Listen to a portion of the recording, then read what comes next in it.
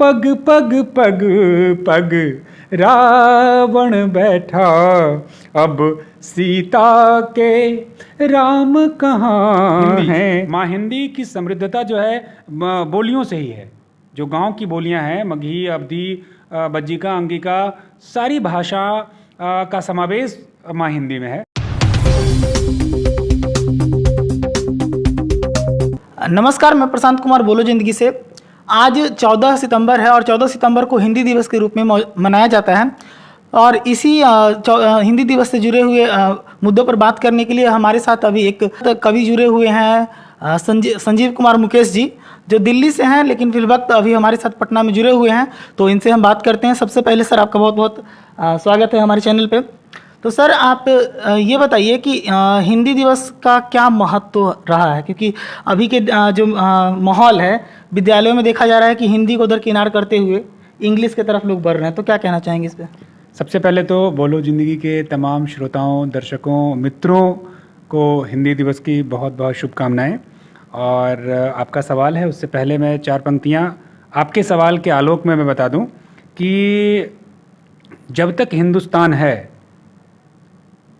उससे अधिक अनंत काल तक हमारी माँ हिंदी विद्यमान रहेंगी हमारे दिल में, हमारे कण-कण में। तो 4 पंक्तियाँ, चूँकि आपने सवाल किया कि आजकल स्कूलों में हिंदी बोलने पे पाबंदियाँ लगाई जाती है। जैसे आपने जिक्र किया किसी स्कूल के बारे में, बीच में हम जब बैठे थे तो आपने किसी स्कूल का नाम लिया। मैं यहाँ स्कूल का नाम लेना नहीं चाहूँगा। तो लेकिन पहले चंद पंक्तियाँ कि आपके सवाल का जवाब मैं, चूँकि मैं कवि हूँ, कवि नहीं कहूँ, मैं विद्यार्थी हूँ कविता का, तो मैं अपनी 4 पंक्तियाँ कि चुनरधानी अनेकों सभ्यता गंगा कालिंदी से, कि चुनरधानी अनेकों सभ्यता गंगा कालिंदी से, हमारी माँ के चेहरे की चमक मुस्कान बिंदी से, पढ़ो इंग्लिश, पढ़ो पढ़ो इंग्लिश, लिखो चाइनीज, बोलो फारसी लेकिन, पढ़ो पढ़ो इंग्लिश, लिखो चाइनीज, बोलो फारसी लेकिन, हमारे देश हिंदुस्तान की पहचान हिंदी से, हमारे देश हिंदुस्तान की पहचान हिंदी से। हम अनेकों भाषाएं सीख सकते हैं। भाषा क्या है?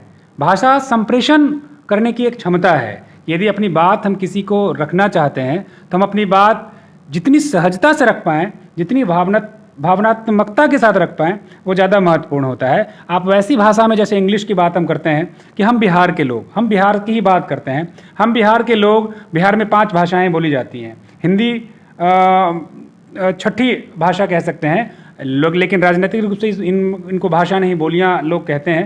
लेकिन हम चूंकि इसलिए भाषा कहते हैं कि जिस शब्द को हमने माँ के मुख से सीखा, और माँ जो चीज़ सिखाती हैं वो हमारे लिए मरणोपरांत या उसके बाद तक वो हमारे जहन में रहती है।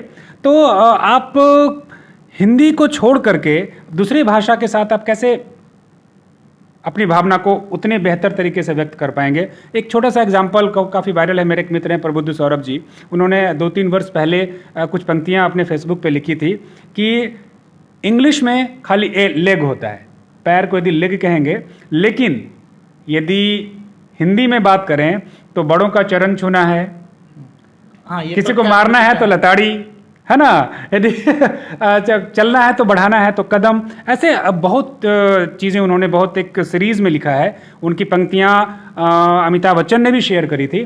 तो मतलब बताने का उद्देश्य ये है कि जो भावनात्मकता, जो रिदम, जो कह सकते हैं कि अपनापन आपकी भाषा में मिलेगा, वो अन्य भाषाओं में नहीं है। हम व्यावसायिकता के लिए हम दूसरी भाषा पढ़ लें, हम इंग्लिश क्यों, हम और 10 भाषा सीख लेंगे, लेकिन अपनी मातृभाषा, अपनी माँ की भाषा, इसको छोड़ करके हम कभी भी आगे नहीं बढ़ सकते। क्योंकि हमारी जो मातृभाषा होती है वो हमारी जड़ें वहाँ होती हैं, और जिस भी पेड़ में की जड़ें अपनी मिट्टी में नहीं होंगी और उसमें आप अपनी भावनाओं के जल से उसको सिंचित नहीं करेंगे, वो कभी भी फलदार नहीं हो सकता और न कभी वो दूसरे को छाया दे सकता है। अभी एक समस्या ही कहेंगे इसको, हमारे देश में एक समस्या ही कहेंगे कि बड़े बड़े जो शहर हैं या विकसित शहर जो हैं, वहाँ पे क्या हो रहा है कि जो लोग हिंदी बोलते हैं उनको हे दृष्टि से देखा जाता है। तो इस समस्या का समाधान आपके नज़र में क्या है?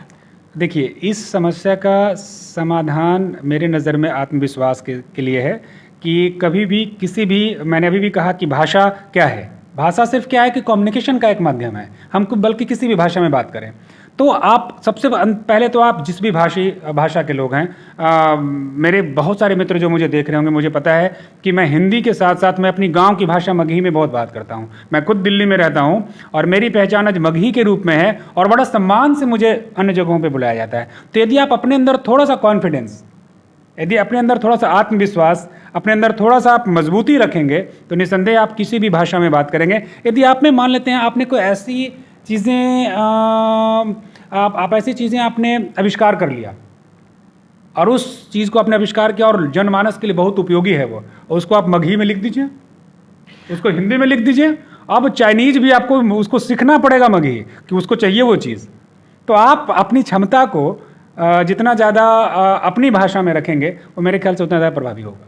अभी आपने जिक्र किया कि आप खुद को मगधी से जोड़ के रखें और आज हिंदी दिवस है, तो हम जानना चाहेंगे कि कितना मतलब दोनों में समानता है या फिर आगे चलकर कोई ऐसा मतलब समाधान निकले, मतलब कोई ऐसा रास्ता निकलेगा जिससे हिंदी और मगधी दोनों को एक साथ पहचान मिलेगी? नहीं, देखिए हिंदी की अपनी पहचान है, क्योंकि मतलब यदि कहें तो ये सहोदरी भाषाएँ हैं, माँ मौसी वाला स्थिति है।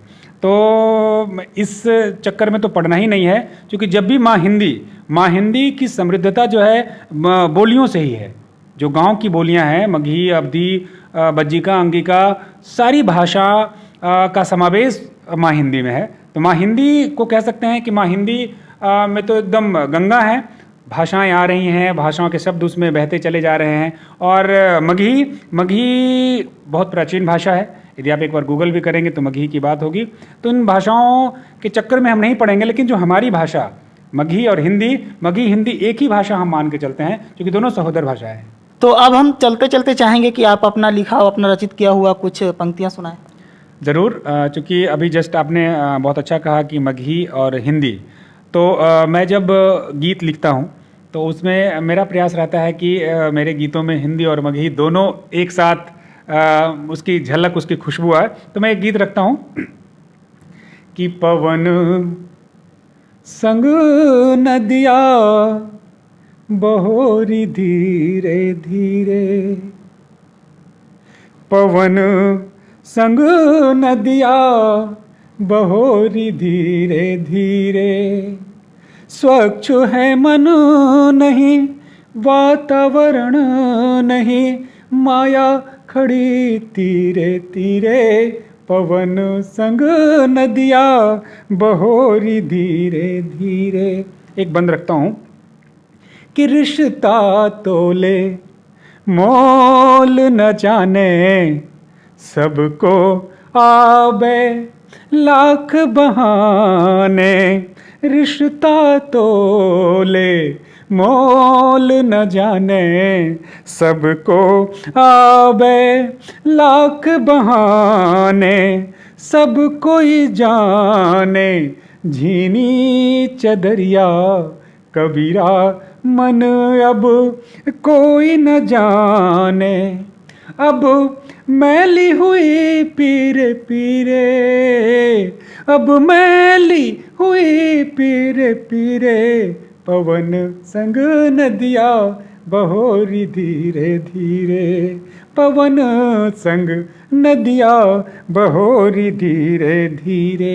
एक बंद और कि अब नहीं गावे कारी कोयरिया, अब कागा के बोल नहीं है। मगही की खुशबू मैं यहाँ से बिखेरना चाहता हूँ माँ हिंदी के साथ कि अब नहीं गावे कारी कोयरिया, अब कागा के बोल नहीं है, चहके अब नहीं सोन चिड़ैया, बाणी में मधुघोल नहीं है, सूखे नैनों के सब नीरे नीरे, सूखे नैनों के सब नीरे नीरे, पवन संग नदिया बहोरी धीरे धीरे। अंतिम बंद इस एक सवाल के साथ, इस समृद्ध मंच से कि पग पग